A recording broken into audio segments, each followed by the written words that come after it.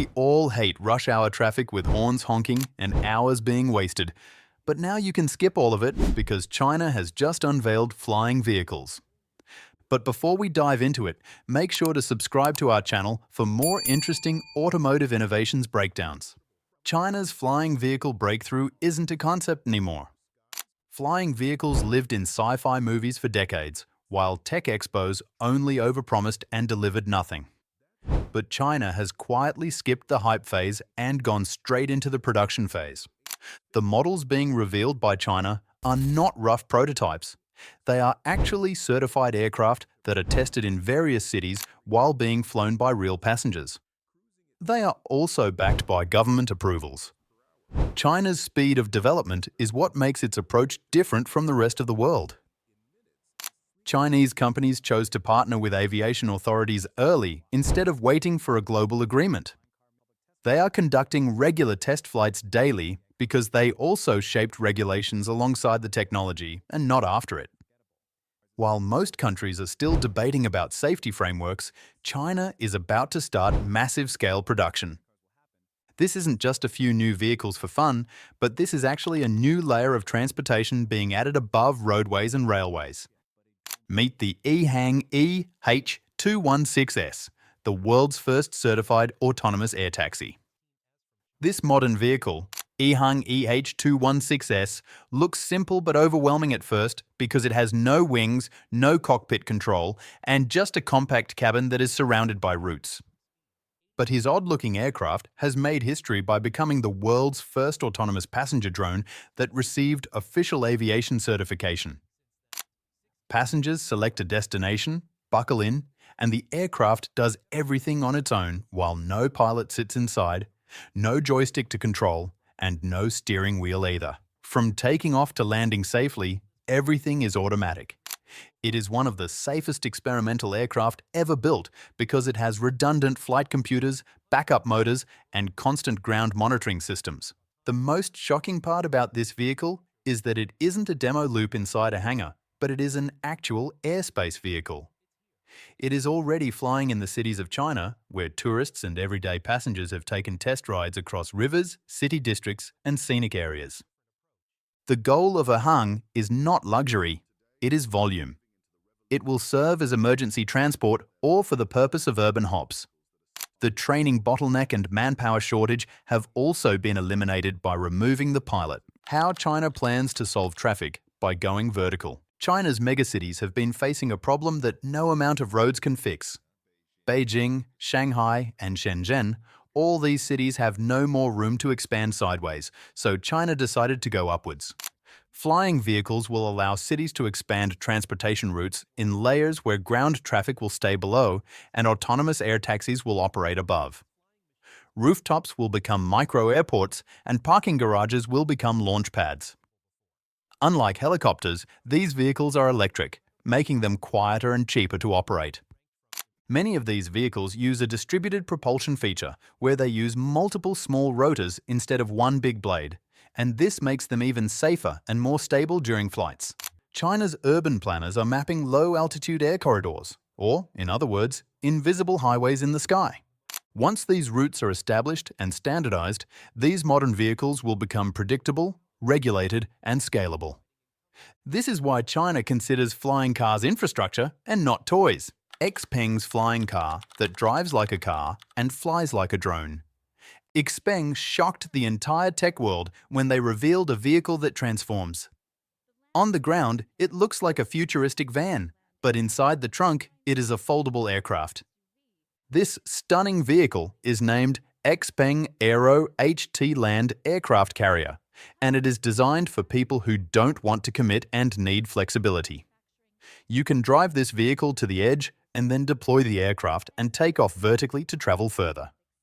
No runway needed for takeoff and no airport needed for landing. The aircraft portion can separate itself from the vehicle and can also function on its own as a two-seat eVTOL. It has a carbon fiber structure along with autonomous flight assistance and rapid battery swapping, which makes it practical instead of gimmicky. Xpeng decided not to market this as a city taxi, but it will target emergency responders, remote workers, infrastructure inspectors, and future consumers who want freedom beyond roads. What matters the most about this vehicle is who built it. Xpeng is not just another startup that is trying to chase headlines, but it is actually a major EV manufacturer that has supply chains, production capacity, and also government support. Why these vehicles don't need runways or pilots. Traditional aircraft used to depend on long runways and highly trained pilots, which could become an obstacle in making these new vehicles an everyday transport. But China's new flying vehicles are designed so smartly that they eliminate both of these issues. Vertical takeoff and landing removes the runway entirely because these vehicles can be operated from tight spaces. Autonomous navigation removes the need for a trained pilot because AI handles balance, weather compensation, obstacle avoidance, and emergency procedures faster than any human could ever. These vehicles are so safe that they can land safely even if they lose multiple motors. This level of redundancy doesn't exist in any other aircraft, like small airplanes or helicopters. Aviation has been flipped on its head because instead of training people to fly machines, machines are now learning to fly people. Regulators in China were willing to approve these vehicles because they knew replacing human variables with machines meant fewer unpredictable mistakes. The silent advantage: why electric flight changes everything. Helicopters are powerful, but cities hate them because noise is the hidden killer of urban aviation. But these flying vehicles solve this problem quietly. Electric motors produce a smooth, high-frequency sound that fades away quickly while the vehicle rises. Most eVTOLs sound like distant wind on the ground and not like machinery. This matters highly because public acceptance will determine survival. If a vehicle has everything from speed to reliability, but people complain about its noise, then it won't last long. China's latest flying vehicles are designed to blend into city life as they are quiet, compact, and visually non-threatening. They are not meant to dominate cities, but to be a part of them. This is why test flights are not happening inside remote deserts, but actually over parks, rivers, and residential areas to make sure people are not annoyed by the sound of them. If you're enjoying this video so far, then don't forget to subscribe to our channel for more advanced vehicle updates. How fast could flying vehicles replace short car trips? China is betting on short trips, while most people think flying vehicles are for long distances. The sweet spot for these vehicles is between 10 and 30 kilometers for airport transfers, cross-city commutes, emergency responses, and tourist routes. These flying vehicles have the potential to destroy cars in terms of time efficiency in this range. A drive-by car that takes 40 minutes can be covered in 7 minutes by a flight. It will be possible because there will be no traffic lights, no road congestion, or any detours. These trips will become competitive with ride-hailing after a single drop in pricing, and it will happen very soon. Especially when cities subsidize routes to reduce congestion, the time consumed in commuting will be drastically reduced. China's data shows that even a small number of air vehicles can reduce ground traffic pressure significantly. Safety, the biggest fear and China's biggest focus. China attacked the problem of safety aggressively because every conversation about flying vehicles eventually hits the same wall. Multiple redundant motors, backup batteries, emergency parachutes, and constant telemetry streaming to ground control centers for added safety. If something feels wrong at any point of your flight, the system doesn't ask the pilot to take necessary measures, but it takes them itself. It lands automatically to let the passengers out safely and then flies straight to the repair center, if it could fly. These aircraft don't rely on a single point of failure, so losing one component doesn't cause a crash, and it only triggers a response. It may sound ironic, but it could be that autonomy may make flying vehicles safer than human-driven cars because millions of accidents are caused by distractions every year, and these vehicles don't get distracted at all. The global impact. Why other countries are watching closely. Once these systems prove to be scalable, the model will start exporting globally because what happens in China rarely stays in China.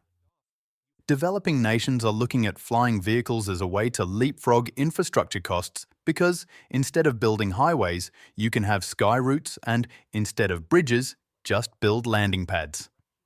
Even already developed countries are highly focused on these vehicle innovations, while China's rapid development has been creating real-world data that no simulation has ever achieved.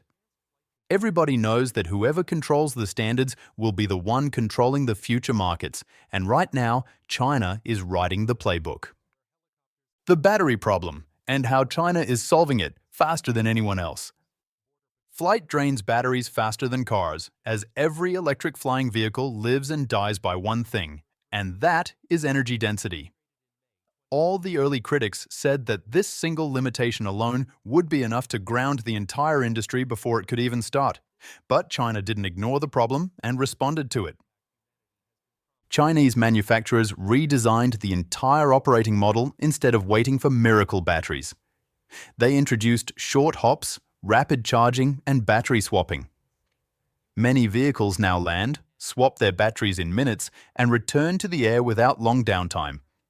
This turned a weakness of these aircraft into an advantage, especially for high-frequency urban routes. China's dominance in battery manufacturing also plays a massive role here. The supply chain is local because, from lithium refining to cell production, everything is done inside China, and this could be scaled. That means faster iteration, lower costs, and rapid upgrades without redesigning the aircraft itself.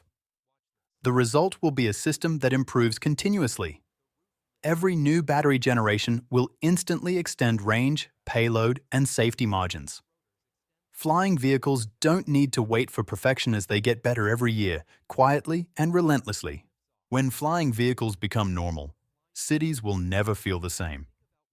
The biggest change by these innovations will be psychological and not just technological. When people start seeing flying vehicles as normal, cities will reshape themselves around the sky. Buildings will be designed with landing pads normally, just the way they're designed with elevators today. Commutes will be measured in vertical distance instead of horizontal sprawl. Living farther away won't mean living farther from opportunity. China understands this shift better than anyone. That's why flying vehicles are being integrated into tourism, emergency services, and logistics first. Once people trust them, acceptance will spread naturally. Children growing up watching quiet air taxis pass overhead won't think it's futuristic. They'll think it's obvious, just like smartphones, just like high-speed rail. When that happens, the question won't be, is this safe, or is this possible? The question will be, how did we ever live without it? Flying vehicles are not coming someday in the future, but they are already here, while they are already flying and already changing how cities move. When reeds stopped expanding, China did something radical and started going vertical. If you enjoyed watching this video, make sure to subscribe to watch more future tech breakdown videos.